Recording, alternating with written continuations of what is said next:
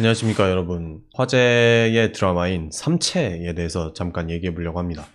저는 이 삼체라는 드라마 꽤 재밌게 봤는데요. 각종 SF 소재를 전부 합쳐서 되게 고급스러운 비빔밥처럼 잘 만든 그런 드라마가 아니었나 싶습니다. 사실 이 삼체의 원작 소설이 스타워즈급의 대서사시라고 들었습니다. 이 일부 내용 자체도 원작에 비해서 꽤 많이 생략되고 또 각색됐다고 합니다. 저는 드라마밖에 아직 못 봐서 이 내용 자체에 대해서 상세한 리뷰를 하진 못할 것 같아요. 그런 것들은 다른 채널들에서 잘 해준 부분이 있습니다. 그래서 가서 찾아보시면 좋을 것 같고요. 저 같은 경우에는 종교 채널이니만큼 이 드라마에서 우주와 신 그리고 종교에 대해서 다뤘던 그런 흥미로운 부분들을 좀 얘기를 해보고 싶습니다. 처음 핵심 인물인 예원제가 등장을 하면서 중국의 문화 대혁명 장면이 펼쳐집니다.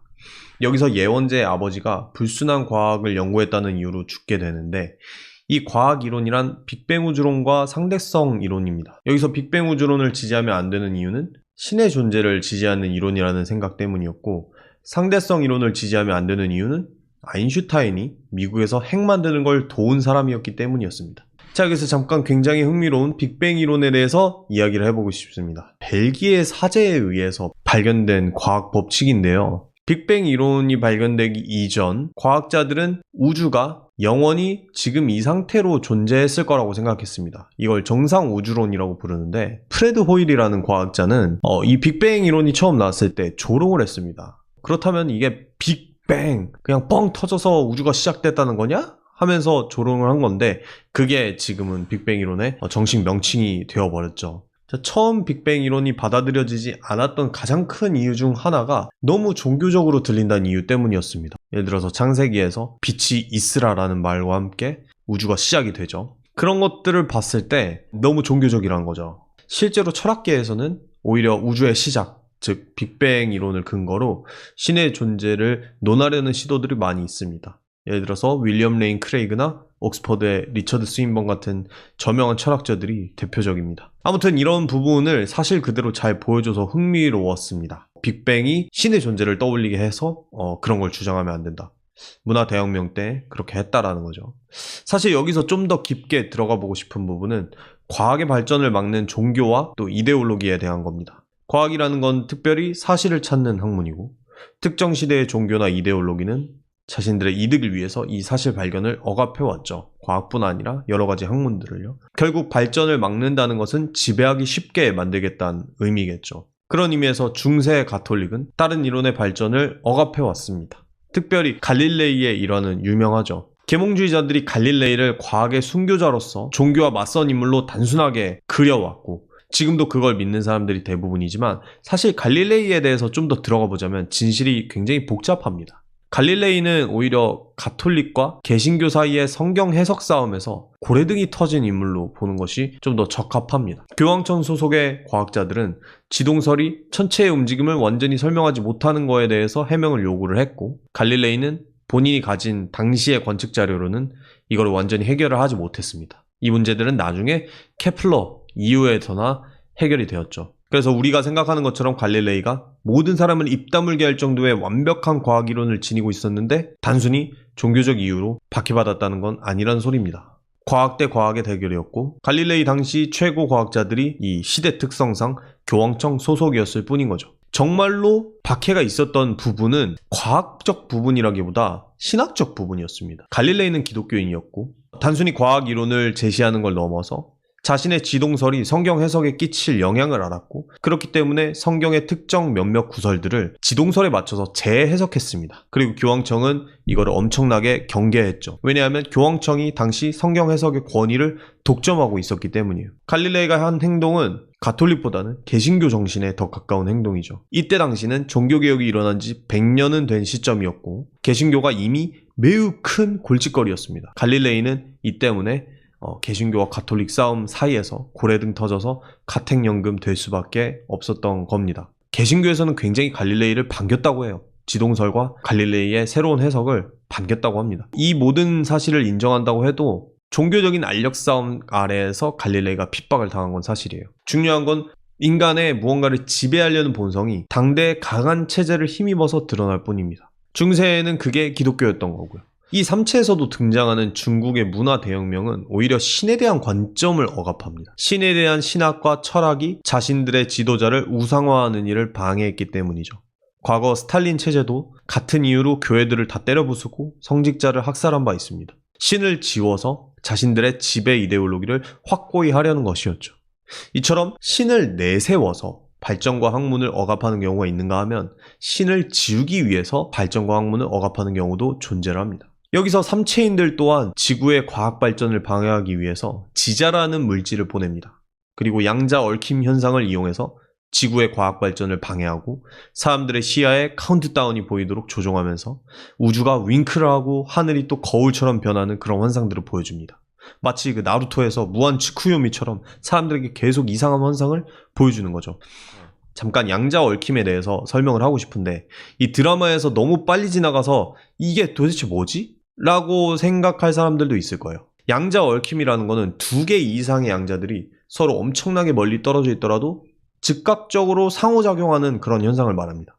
예를 들어서 빛의 속도로 100년은 가야 도달할 수 있는 거리에 떨어뜨려 놔도 한쪽이 업으로 결정되는 순간 동시에 다른 한쪽이 다운으로 정해진다는 거죠. 물리학에서 빛의 속도보다 더 빠르게 이동할 수 있는 정보는 없습니다. 이게 대전제인데 양자 얽힘 현상은 마치 이 전제를 부수는 것처럼 보인다는 거죠. 왜냐면 100광년 떨어져 있는 곳에서 도대체 여기서 업이 됐는지를 어떻게 알겠어요? 물리학에서 어떻게 지금 논의를 하고 있는지는 전 잘 모르겠지만 아무튼 이 양자 얽힘을 이용해서 굉장히 재밌는 상상을 펼친 거예요. 비록 삼체인들과 지구 사이에 4광년이나 떨어져 있지만 이 얽혀있는 양자, 이 삼체 드라마에서는 지자라고 부르는 거를 보내가지고 그러니까 한 쌍 중에서 하나만 보낸 거죠. 그래서 마치 여기서 업하면 여기서 다운이 바로 되는 것처럼 그런 조종을 해가지고 지구에 영향을 미친다는 것입니다. 이게 실제로 존재하는 물리 법칙에다가 판타지를 가미해가지고 굉장히 재미있게 만들어낸 설정이라는 생각이 들었습니다. 물론 현실 세계에서 그렇게 정밀한 컨트롤은 안 되겠죠.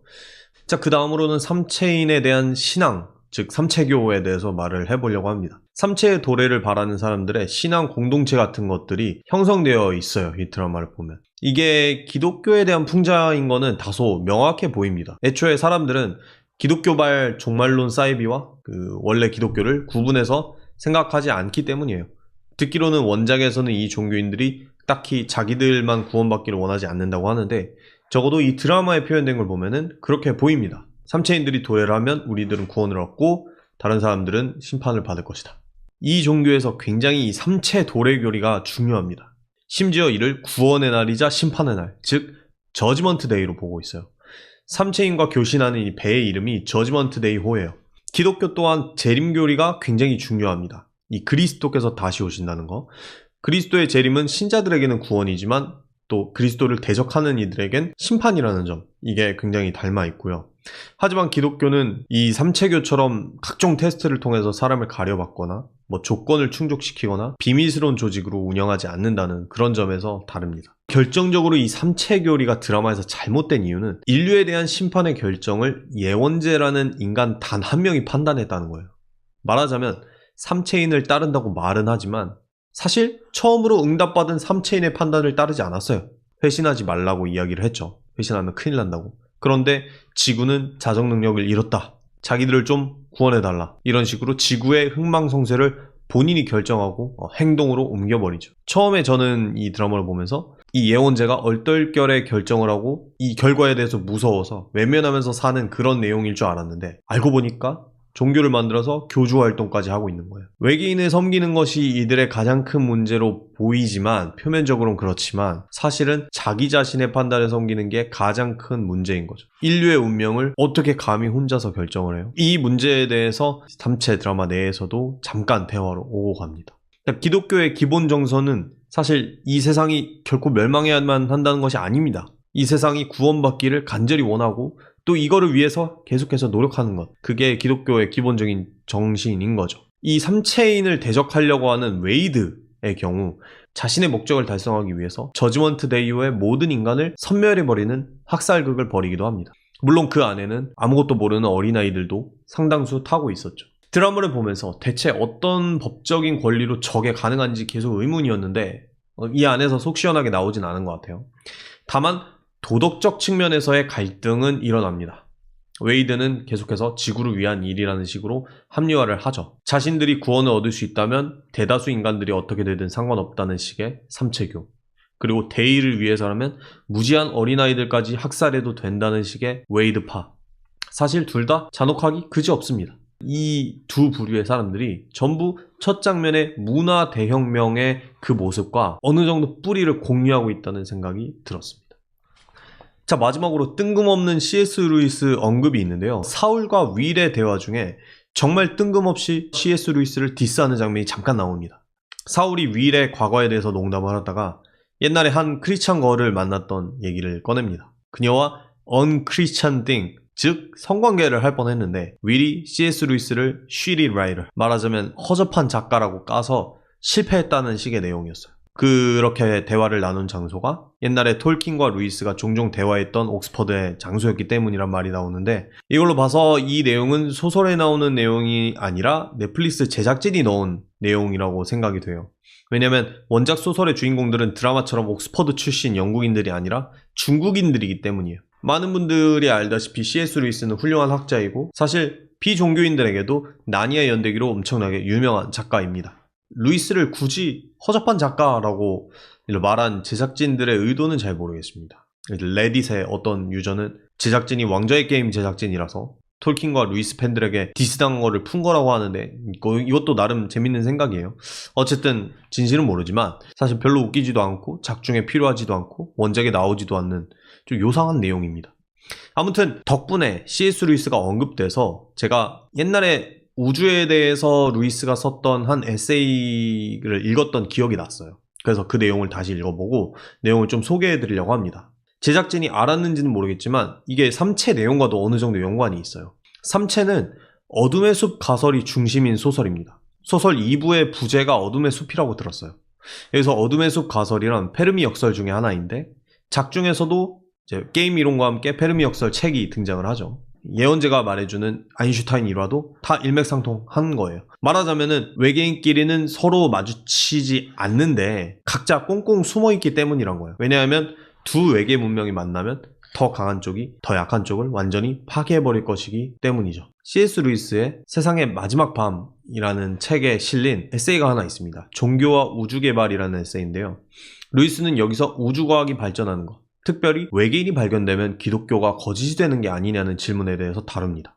만약 외계인들이 존재한다면 인간에게만 특별히 주어진 것처럼 보이는 이 성경과 기독교 교리를 어떻게 신뢰할 수 있는가? 하지만 루이스는 이런 외계 생명체들이 있더라도 이 생명체들한테 기독교 교리, 특별히 그리스도의 성육신, 이 땅에 온 하나님의 아들이 필요 없었을 수도 있다고 생각합니다. 왜냐하면 성육신은 인간의 특별함을 보여주는 게 아니라 오히려 인간이 그만큼 구원이 절실한 부패한 존재임을 보여주기 때문이에요. 루이스는 이렇게 말하는 거죠. 인간만이 특별한 금쪽일 수도 있지 않냐. 이거는 굉장히 중요한 시각이에요. 왜냐면 성경의 교리는 우월하거나 특별한 존재를 위한 게 아니라 금쪽이를 위한 것이란 뜻이기 때문이에요. 마치 오은영 박사님이 나오는 프로그램을 봐도 금쪽이를 중심으로 방영이 되지 나머지 잘하고 있는 형제들은 잘 안 비춥니다. 기독교에 따르면 인간은 특별히 더 사랑받는 존재가 맞아요. 그런데 그 이유는 특별히 더 못난 존재이기 때문입니다.